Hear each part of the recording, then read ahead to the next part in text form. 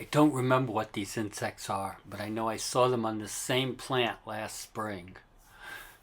I guess they just really like it, especially this time of year before the leaves are fully out on the trees, so you get some sun on those things.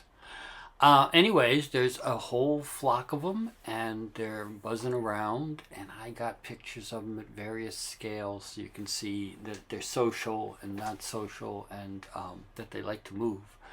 And here's the last picture, a little bit of a close-up of this kind of fly. Identification information, welcome. I was taking pictures out on the Seekonk, and of course I was shooting facing the sun, so the colors are extremely distorted. They were also pretty far offshore, so the magnification always makes it look a little purple and pixelated. But they are female common mergansers and cruising around the Seekonk River.